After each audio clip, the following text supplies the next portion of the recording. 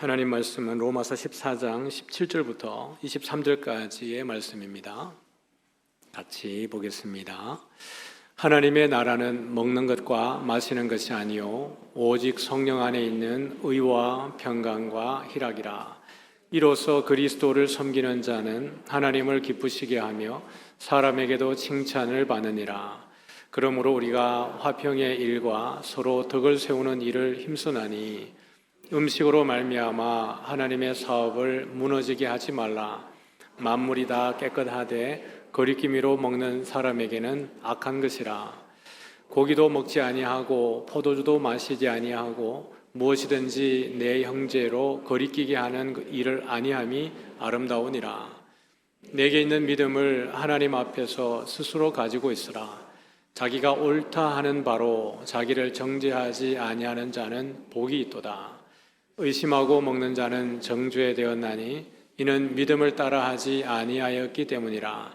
믿음을 따라하지 아니하는 것은 다 죄니라. 아멘. 화평과 덕을 세우는 일에 힘쓰자 하는 제목으로 말씀을 나누겠습니다. 바울은 14장을 통해서 하나님의 나라를 누리는 복, 이것이 무엇인지를 우리에게 설명해 주고 있습니다. 특별히 여러 이렇게 부분이 있겠지만은 특별히 14장 가운데에서는 음식의 문제, 먹는 것과 또 날들에 관한 문제들에 국한해서 조금 더 구체적으로 하나님의 나라를 우리가 어떻게 누릴 수 있는가를 보여주고 있습니다. 그 가운데 비판하지 말고 정죄하지 말고 자책하지 말라는 내용들이 많이 있어요. 특별히 비판하지 말아야 되는 이유는 우리도 하나님 앞에서 그대로 비판을 받고 판단을 받을 것이기 때문에 그렇습니다. 우리로서는 성도들로서 말이죠. 또 사람 대 사람으로 우리가 보았을 때는 사실 누가 누구에게 비판할 수 있는 지위에 있지는 않죠. 왜냐하면 완벽한 사람은 없기 때문에 그렇습니다. 우리가 누군가를 비판하고 판단하고 정죄할 만한 지위에 있지 않습니다. 판단하는 이는, 심판하는 이는 오직 하나님밖에 없기 때문에 그래요. 이미 바울은 로마서 2장에서도 이렇게 이야기를 했습니다. 그러므로 남을 판단하는 사람아, 이 판단이라는 것은 심판의 의미를 얘기하는 거예요. 그러니까 남을 심판하는 사람아, 누구를 막론하고 내가 핑계하지 못할 것은 남을 판단하는 것으로, 남을 심판하는 것으로 내가 너를 정죄함이라. 그러니까 너가 다른 사람을 만약에 판단하고 정죄할 때 그것은 너의 옳음과 다른 사람의 그름에 대해서 내가 지적하는 정도가 아니고 내가 다른 사람을 정죄하고 판단할 때 너는 너를 정죄하는 것이다. 이렇게 이야기를 하는 것입니다. 왜냐하면 판단하는 내가 같은 일을 행하기 때문이다 라고 이야기하고 있습니다. 우리의 여러분 연약함이죠. 우리의 죄성입니다. 하나님 앞에 우리의 의로움으로 구원받는 게 아니고 우리는 모두가 죄인이고 의인은 없나니 하나도 없다 그랬습니다. 그러므로 남을 판단할 수 있는 사람들이 우리가 아닌데 우리가 남을 판단한다는 것은 자기의 심판을, 자기의 판단을 쌓아두고 있는 것이다 라고 바울이 이야기한 거예요. 그러면서 바울은 이런 일을 행하는 자를 판단하고도 같은 일을 행하는 사람아, 내가 하나님의 심판을 피할 줄로 생각하느냐. 우리가 행한 그대로 여러분 다 하나님께로 또 돌려받는 줄 믿습니다. 우리가 믿음 안에서 행하는 여러 가지 일들에 대해서 말입니다. 헌신하고 충성하고 그 일대로 하나님이 전부 다 계수하시는 거예요. 그리고 난 이후에 하나님의 나라 가면은 주님이 여러분이 주를 위해서 하셨던 그 모든 일들에 대해서 다 공덕으로 하나님이 또 상급으로 다 계산하고 계십니다. 뿐만 아니라 믿지 않는 이들의 이 세상에 대해서 악한 행위들에 대해서도 하나님이 모든 것들을 다 계수하고 계십니다. 그래서 그 악함에 대해서 하나님이 마지막 심판날에 그 악한 행한 대로 심판을 하시는 것이지요. 그러므로 바울은 우리에게 말하기를 그러니까 남을 판단하지 말고 비판하지 말고 정죄하지 말아라. 왜냐하면 우리 다들 연약한 이들이기 때문에 그렇다라고 이야기하는 겁니다. 그러면서 바울은 조금 더 우리에게 나아가서 비판하지 말라, 정죄하지 말라라고 말하는데 그치지 않고 조금 더 범위를 넓혀서 우리에게 설명을 해주고 있는데 13절 말씀을 한번 같이 보겠습니다. 같이 읽죠? 그런즉 우리가 다시는 서로 비판하지 말고 도리어 부딪힐 것이나 거칠 것을 형제 앞에 두지 아니하도록 주의하라. 지금 우리 14장에서 말하는 이 비판의 주제는 먹는 것과 날들이죠.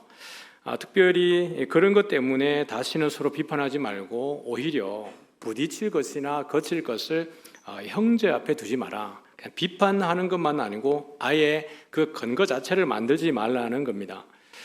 예를 들면 우상에게 바쳐졌던 재물을 먹는 문제에 있어서는 이것은 아무것도 아니야 라고 온전한 지식과 또 믿음의 자유함을 가진 형제가 있을 수 있습니다.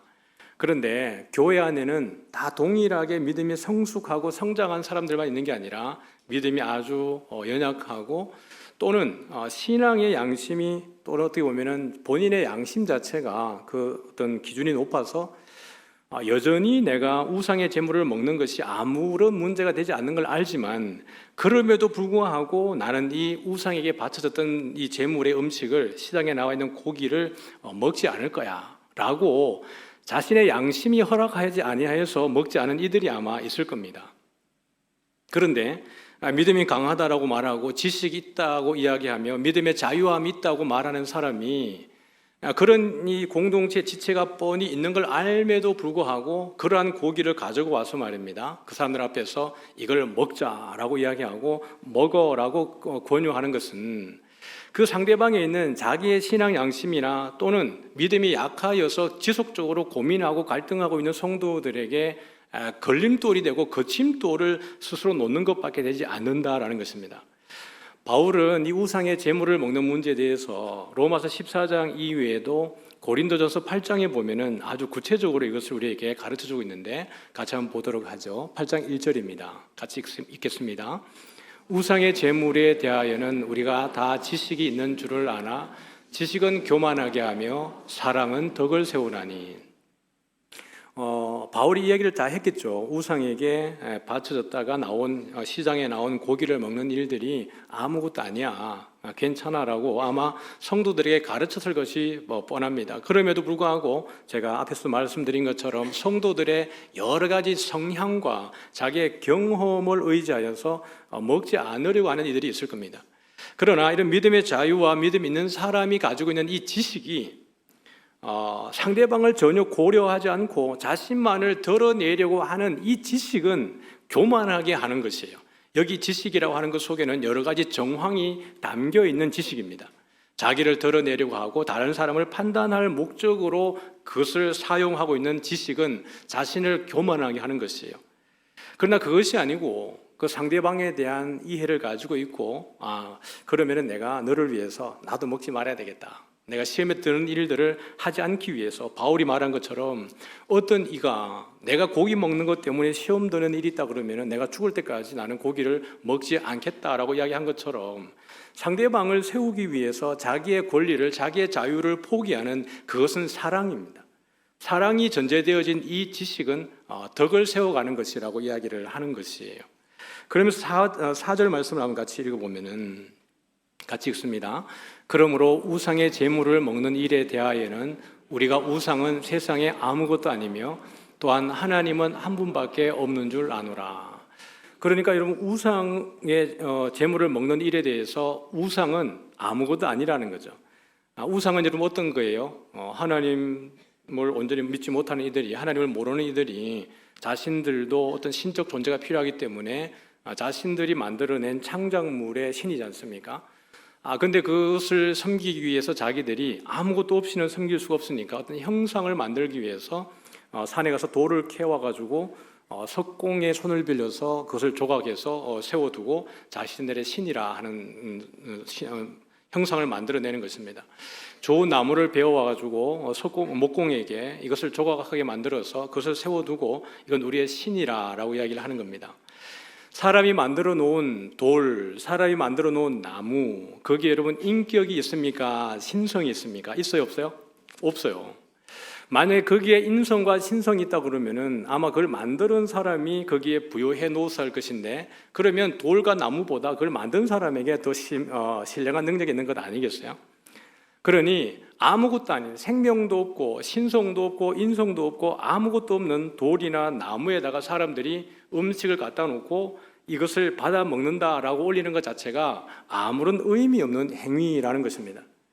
그럼에도 불구하고 거기에 어떤 신이 있음을 자기들이 생각을 해서 누군가를 자꾸 섬기려고 할 때에 그가 믿는 대로, 믿는 방식대로 사탄이, 마귀가 그들에게 역사하여서 그들의 신이, 그들의 주가 되어주는 것입니다. 그러므로 우상은 원래가 아무것도 아니었기 때문에 거기에 바쳐진 음식 또한 아무것도 아닌 거예요. 이것에 대해서 우리가 너무 잘 알고 있고 정말 신이라고 하는 존재, 모든 만물의 유일한 창조자는 하나님 한 분밖에 없다는 것에 대해서 모든 성도들은 다 알고 있는 것입니다. 여러분도 알고 계시죠? 우상은 아무것도 아니에요. 그럼 여러분 7절 말씀을 한번 보겠습니다. 7절 말씀을 같이 읽어볼까요? 8장 7절이에요. 시작. 그러므로 이 지식은 있는 것은 아니므로 어떤 이들은 지금까지 우상에 대한 습관이 있어 우상의 제물로 알고 먹는 거로 그들의 양심이 약하여지고 더러워지니라. 자, 그러나 이 지식이 모든 사람에게 있는 것은 아니라는 거예요. 방금도 말씀드렸지만은 여러분 이 교회 안에 있으면은 이 강단 주일날 제가 설교하면은 모든 사람이 이 설교자가 이 전하고 싶은 메시지들을 전부 다 이해하는 게 아니라 각자가 처한 상황, 그 위치에 따라서 이해하는 바가 다르고 또 은혜 받는 포인트가 다 달라요. 그리고 그들의 경험에 따라서 이것을 해석하는 방식도 또 달라질 수 있는 것이겠죠. 이 우상의 제물을 먹는 일에 대해서는 이 당시에 예수님을 믿기 전에 우상에게 계속해서 제물을 바치던 사람이 있었다고 한번 생각을 해보죠. 예수님을 몰랐을 때는 아데미 신전에 가가지고 지속적으로 계속해서 이렇게 그 제물을 바쳤고 또 다른 신전에 가가지고도 계속 제물을 바쳤습니다. 그런데 그러다가 예수님을 딱 믿고 나가지고 이 지식을 받아들였습니다. 그러면 이 지식을 받아들이는 순간 이 모든 것들을 다 버리는 사람들이 있는가 하면은 여전히 여기에 습관에 매여서 계속해서 양심의 거리낌이 생기는 이들이 있다라는 겁니다. 그럼에도 불구하고 먹으라라고 이야기했을 때 이 자기의 양심이 이것 때문에 계속해서 죄책감이 들고 내적 갈등이 생기기 때문에 받아들이지 않는 사람들이 있을 것이라는 겁니다. 그럴 수 있겠죠. 그래서 안 먹는 이들이 있다는 얘기입니다. 자, 그러니까 8절 말씀을 보면은 같이 읽습니다. 음식은 우리를 하나님 앞에 내세우지 못하나니 우리가 먹지 않는다고 해서 더 못 사는 것도 아니고 먹는다고 해서 더 잘 사는 것도 아니니라. 모든 사람에게 똑같은 지식이 있는 것이 아니에요. 그러다 보니까 어떤 사람은 이 고기를 음식을 먹는 문제에 있어가지고 자유한 사람이 있는가 하면은 어떤 사람은 믿음이 없어서가 아니라 그냥 양심에 불편해서 안 먹는 이들도 있더라는 것입니다. 그래서 바울이 정리해 주는 것은 뭐냐 그러면은 음식은 그것이 포도주이든 시장에서 우상에게 제물에 드려졌다가 시장에 나온 고기이든 아니면 또 다른 무엇이든지 간에 우리가 먹는 것, 우리가 마시는 것, 그것은 우리를 하나님 앞에서 우리를 내세우는 것이 아니다라는 것입니다. 다시 말하면 이걸 먹느냐 먹지 않느냐를 통해서 지옥 가느냐 천국 가느냐의 문제가 아니라는 이야기예요. 그래서 우리가 먹지 않는다고 해서 못 사는 게 아닙니다. 바울이 내가 이거 고기를 먹는 것을 믿음이 약한 사람들이 그걸 바라보고 저 사람이 우상에게 바쳐진 제물을 먹는데 혹시 우상을 섬기는 거 아니야? 라는 것 때문에 시험 드는 일이 생긴다 그러면 나는 죽어도 나는 고기를 안 먹겠다는 거예요. 어릴 때 제가 처음 교회 갔을 때 명절 때가 되면은 친구들 집에 이렇게 가지 않습니까? 그럼 교회 친구들 집에 이렇게 갈 수 있습니다. 가면은 명절이 끝났으니까 그 집에서 교회 다니는 집안에도 그렇고 교회 안 다니는 집안에도 그렇고 가끔씩 보면은 교회 다니는 집안에서도 음식을 내놓을 때 어떤 음식을 내놓은 경우들이 있을까요? 제사 드린 음식을 내놓는 경우들이 종종 있었습니다. 뿐만 아니라 그 집에 부모님이 교회 안 다니는 집에는 어김없이 제사 음식이 나오는 거예요. 그럼 저희들이 이렇게 모여가지고 어떤 이야기를 하냐 그러면은 야, 이건 먹어도 돼? 이거 먹으면 안 되잖아. 그럼 먹어도 돼? 이게 먹으면 안 된다라고 하는 것은 왜 그럴까요? 우리가 교회 다닐 때 제가 처음 교회 나가가지고도 그 당시 교회 문화가 뭐냐 그러면은 제사 음식을 먹는 거 아니야. 왜냐하면 누구에게 드려졌기 때문에 귀신에게 드려졌기 때문에 이거 먹는 거 아니야 이렇게 얘기했습니다. 근데 오늘 요거 미리 알았더라 그러면 우리가 막 먹었을 텐데 그렇지 않겠습니까? 음식은 우리를 하나님 앞에 아무것도 세우지 못해요. 우상은 아무것도 아니니까요. 우상은 신이 아니에요. 그냥 그것이 있다고 믿는 이들이 귀신을 섬기니까 귀신이 그들에게 역사하는 것이지 우상은 원래 아무것도 아닌 것입니다. 그러므로 먹느냐 안 먹느냐는 그렇게 중요한 문제가 아니라는 것입니다. 애초에. 그래서 바울이 9절에 이렇게 이야기합니다. 같이 볼까요? 9절에 시작. 그런즉 너희의 자유가 믿음이 약한 자들에게 걸려 넘어지게 하는 것이 되지 않도록 조심해라. 우리의 믿음의 자유, 우리가 이 우상의 제물에 대한 지식, 먹는 것과 마시는 것과 날들, 절기들에 대한 것, 여러 가지 율법에 대한 것들에 대한 지식이 우리에게 충분히 있고 이것을 다룰 만한 믿음의 자유가 우리에게 있다 할지라도 혹이라도 우리 공동체 성도들 가운데에 이걸 다 소화해내지 못하고 감당하지 못할 이들이 있다면 우리 이들을 위해서 내 자신을 조금 더 내려놓고 그것을 행하지 않고 절제하고 삼가는 것입니다. 지식은 교만하게 하는 것이고 사랑은 덕을 세우는 것이라 그랬죠. 오늘 여러분 14장 본문에서도 보면은 15절 말씀을 한번 볼까요? 15절 말씀인데 같이 한번 보죠. 시작. 만일 음식으로 말미암아 내 형제가 근심하게 되면 이는 내가 사랑으로 행하지 아니함이라. 그리스도께서 대신하여 죽으신 형제를 내 음식으로 망하게 하지 말라. 예. 우리의 믿음의 자유가 말이죠. 우리의 믿음의 지식이 공동체에 있는 누군가를 상처받게 하고 낙심에 빠지게 하고 죄책감에 빠지게 한다 그러면은 이것은 우리가 정말 하나님 앞에 죄를 짓는 것입니다. 왜냐하면은 여기 있는 모든 한 지체 한 사람 한 사람들은 그리스도가 자신을 내어 주어서 구원하신 이입니다. 그리스도가 구원해 주신 형제에게 어쩌면 우리의 믿음의 자유라고 하는 이 방식에 절제되지 않음이, 사랑이 빠져버린 지식의 행함이 다른 믿음의 형제를 실족하게 하는 것이라 그러면은 이 다른 사람에게 잘못한 것이 아니라 우리가 하나님에게 크게 잘못하고 있는 것입니다. 그러므로 바울은 우리가 어떤 은사를 사용할 때, 우리가 지식을 사용하고 믿음의 자유를 사용할 때 정말 중요한 것은 우리가 지식이 아니라 사랑이다라고 이야기하는 것입니다. 이 구절을 로마서 14장을 이렇게 보다 보면은 음식의 문제, 또 마시는 문제, 절기의 문제는 1세기 초대교회의 상황이었습니다.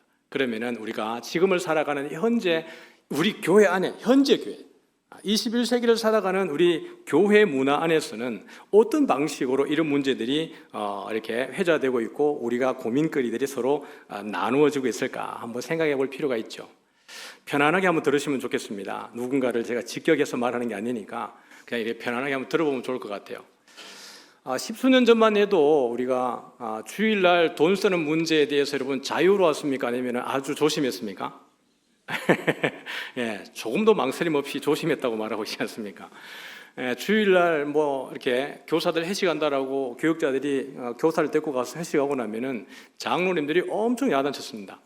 그리고 교사들이 주일날 뭐 준비하다가 빠져가지고 주일날 물건을 사오게 되면은 엄청 야단쳤습니다. 왜 토요일날 준비 안 하고 주일날 돈을 쓰느냐라고.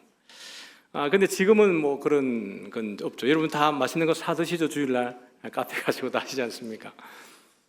교회 드럼 치는 문제, 교회 일렉기타 치는 문제, 여러분 쉬운 거 아니었습니다.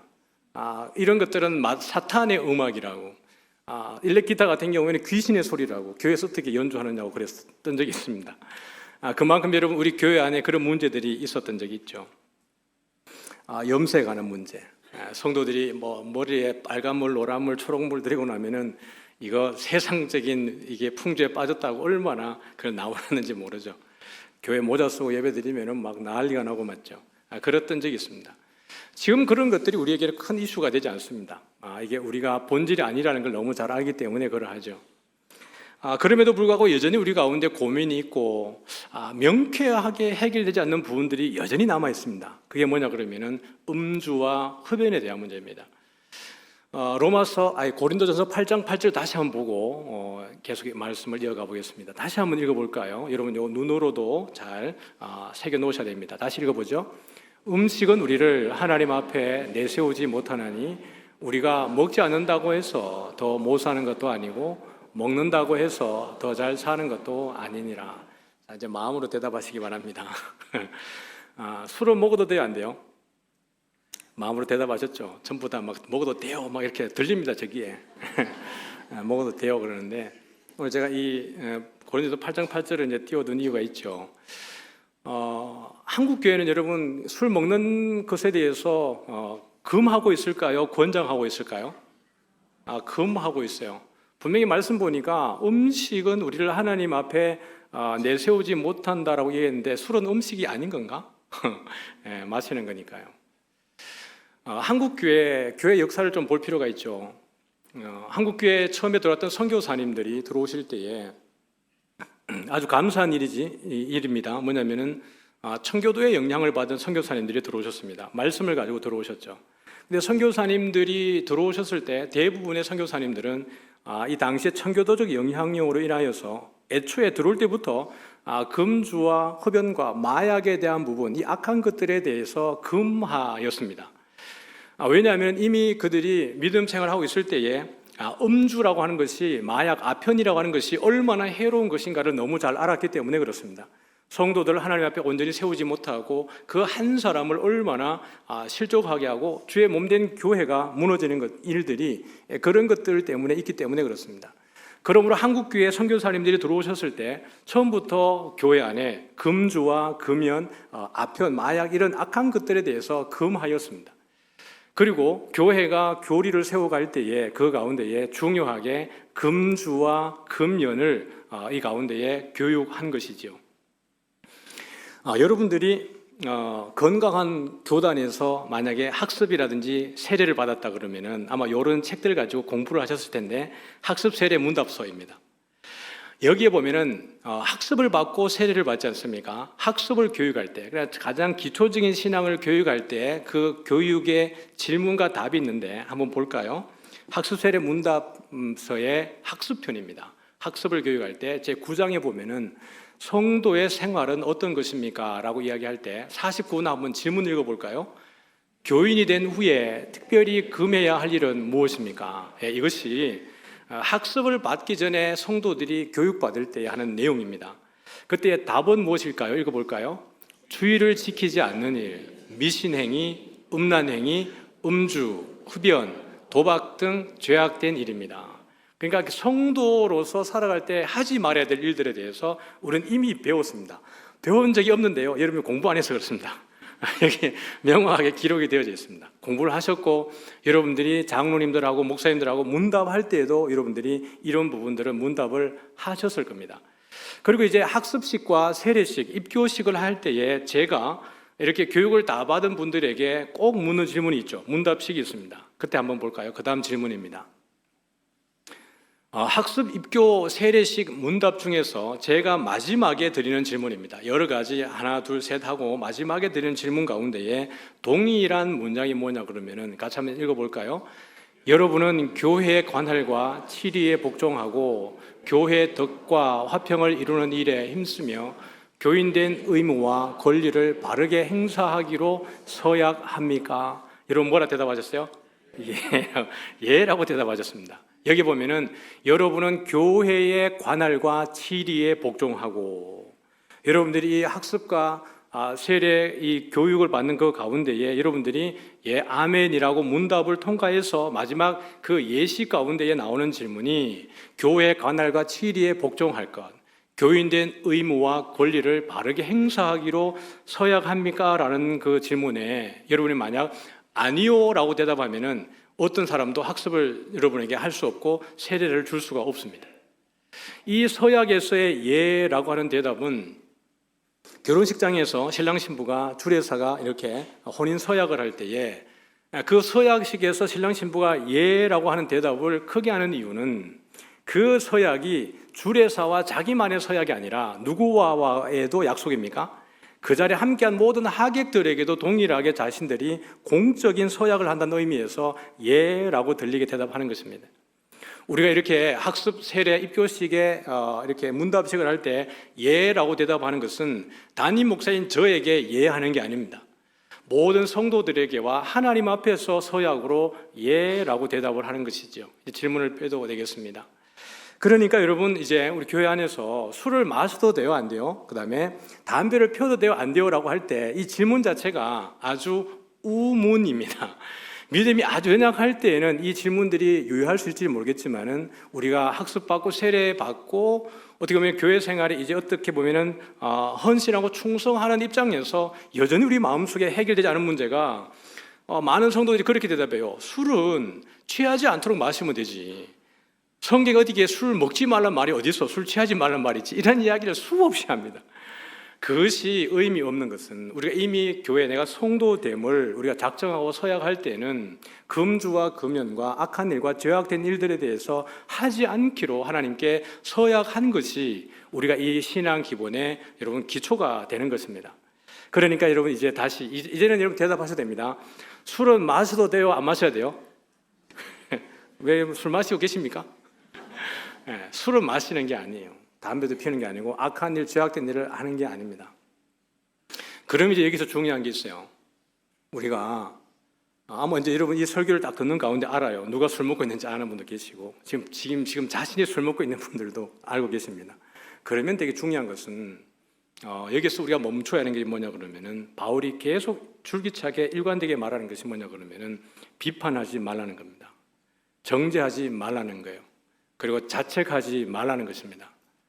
하나님의 나라는 먹는 것과 마시는 것이 아니고 의와 희락과 화평이라고 이야기를 한 거예요. 야, 너 봐. 술 먹지 말라잖아. 너 그렇게 서약 다 했네 보니까. 그러면서 지금까지 술을 마셨어? 여러분, 지식은 교만하게 하는 것입니다. 그렇게 우리의 지식을 활용하는 것은 다른 사람을 낙심하고 죄책감을 들게 하는 것은 이것은 교만한 것이에요. 참된 지식은 서로를 세우고 위로하고 고면하는 것입니다. 제가 교육전사 때 서울에 사역할 때에 한 교회 부임을 해가지고 처음 중고등부 예배를 드리고 난 다음에 교사일을 하려고 우리 교사들에게 교사 한번 모이시죠 그랬더니 그 총무 집사 교사가 광고하는 게 어디냐 그러면은 우리 요거 예배 마치고 호프집에 모이겠습니다 그랬어요. 제가 잘못 들은 줄 알았습니다. 제가 다시 우리 합동교단 맞죠? 맞대요. 제가 잘못 들은 줄 알았습니다. 제자 훈련하다가 청년이 그런 고백을 했습니다. 전도사님, 이제 저 치킨 먹을 때 콜라 먹어요 그랬어요. 그럼 그 전에 뭐 먹었는데? 맥주 먹었는데요. 그래요. 치킨은 맥주죠 이렇게 된 거죠. 제가 그 교회 처음 부임해가지고 청년부를 딱 만났을 때 청년부 회장의 전화 속에 기가 막힌 타이밍에 청년부 회장의 전화기 너머로 들리는 소리가 이거였습니다. 마침 제가 들어가는 순간에 전화 벨이 울렸는데 받자마자 야, 한잔 하자 이거였습니다. 기가 찬 일입니다. 여러분, 어떻게 보면은 음주와 흡연의 문제는 우리 성도들에게 여전히 많은 고민일 수 있습니다. 그러나 여전히 음주하고 계신 분들은 잘 들으셔야 합니다. 여러분에게 정말 중요한 것은 여러분들이 이 서약을 하고 나아갈 때에 정말 다른 것보다 끊고자 하는 마음이 분명히 있을 겁니다. 내가 이걸 끊지 말아야지, 계속 먹어야지. 이것이 구원과는 상관되는 일은 아니지만 여러분들이 학습받을 때, 세례받을 때 하나님 앞에 서약한 부분입니다. 그러므로 여러분들이 고민이 되더라도 지속적으로 하나님께 간구해야 되는 것은 하나님 앞에 온 마음과 뜻과 정성을 다하여서 하나님을 사랑하시기를 주의 이름으로 축복합니다. 술을 마시고 안 마시고 담배를 피우고 안 피우고는 그 다음의 문제예요. 정말 중요한 것은 이거보다 더 본질의 문제는 무엇이냐 그러면 내가 진심으로 충심으로 하나님을 사랑하느냐의 문제인 것입니다. 여러분, 남을 판단하는 여러분에게 묻겠습니다. 다른 이가 술을 마시는 걸 알고 있고 다른 사람이 담배를 피우는 것을 알고 있기 때문에 만약에 판단하는 마음이 있다면 제가 그런 분들에게 질문을 하겠습니다. 여러분은 그 술을 마시고 담배를 피우고 있지만 주를 위해서 열심히 섬기려고 하는 그 사람보다 믿음이 더 좋습니까? 더 주를 더 잘 섬기고 있고 더 신실하게 섬기고 있습니까? 아니면은 1, 3, 5, 7, 9로 대충 기도하고 대충 신앙생활 하고 있지는 않습니까? 그러면 제가 질문, 술을 마시고 있지만 담배는 아직 피우고 있지만 성실하게 주를 위해서 헌신하는 사람을 주님이 기뻐하시겠습니까? 아니면 술은 끊었고 담배는 끊었는데 신앙생활을 대충 하고 하나님을 대충 사랑하는 그 사람을 하나님이 사랑하시겠습니까? 자, 질문 1번입니까? 2번입니까? 네, 제가 봐도 1번일 것 같습니다. 끊느냐 끊지 않느냐, 마시느냐 마시지 않느냐의 문제는 우리를 하나님 앞에 세우는 본질적인 문제가 아닌 것입니다.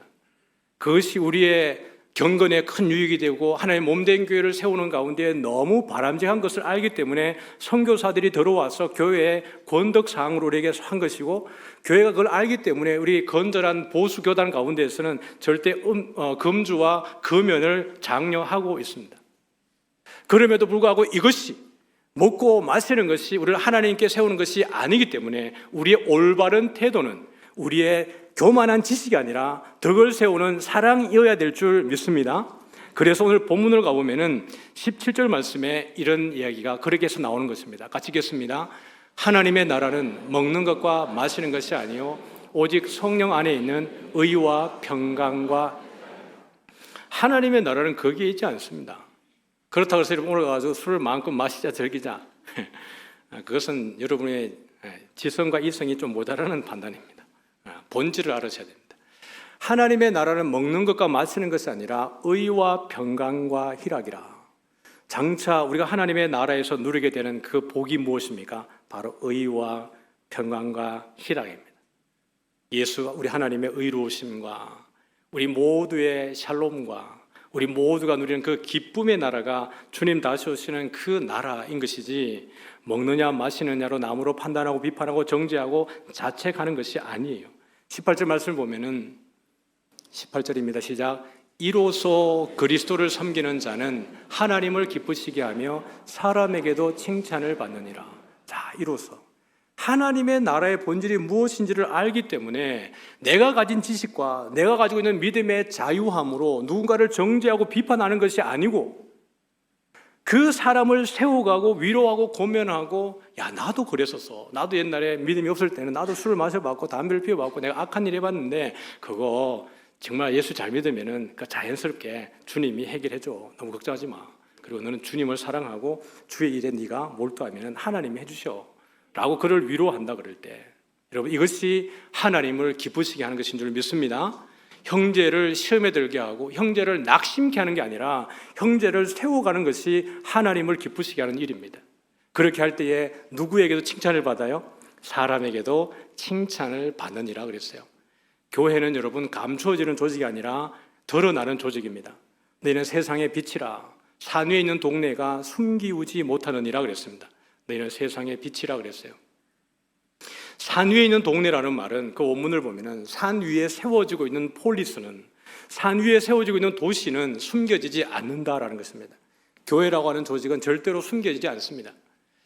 주변에 여러분 화요일날 전도 나가보잖아요. 사람 만나보면은 이사학교에 대해서 나쁜 감정 갖는 사람이 아무도 없어요. 진실로 모든 사람이 이사학교에 대해 좋은 교회, 그 교회 이렇게 얘기해요.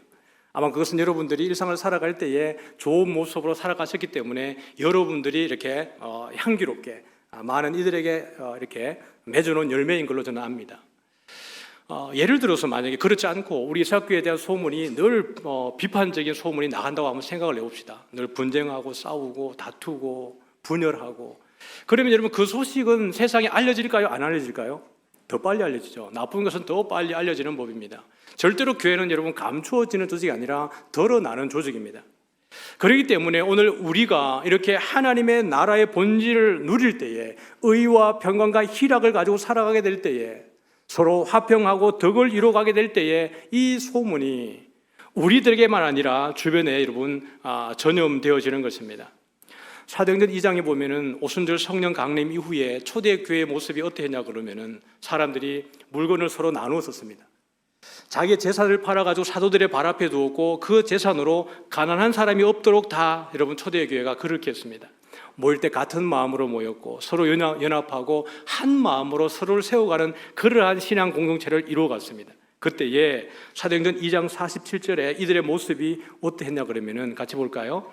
하나님을 찬미하며 또 온 백성에게 칭송을 받으니 주께서 구원받는 사람을 날마다 더하게 하시니라.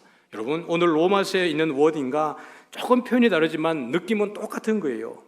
그리스도를 섬기는 자는 하나님을 기쁘시게 하며 사람에게도 칭찬을 받느니라 라고 이야기했는데, 여러분 사도행전에 오순절 성령이 임하셨을 때의 초대교회 모습이 똑같은 거였어요.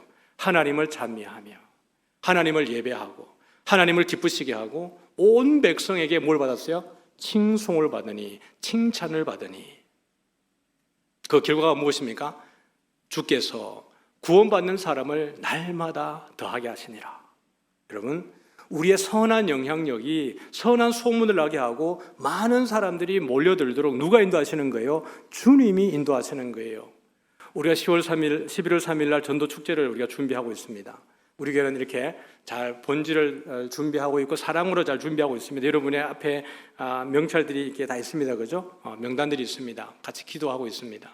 근데 예를 들어서 우리가 전혀 사랑하지 않으면서, 교회가 평안하지 않으면서, 교회 샬롬이 전혀 없으면서 맨날 분쟁하고 싸우고 다투고 이런 일들로 충만하면서 만약에 교회의 행사와 프로그램의 하나의 수단을 동원해서 전도해가지고 사람들을 여러분 많이 데리고 오면 그게 여러분 어떤 일들이 벌어지게 될까요?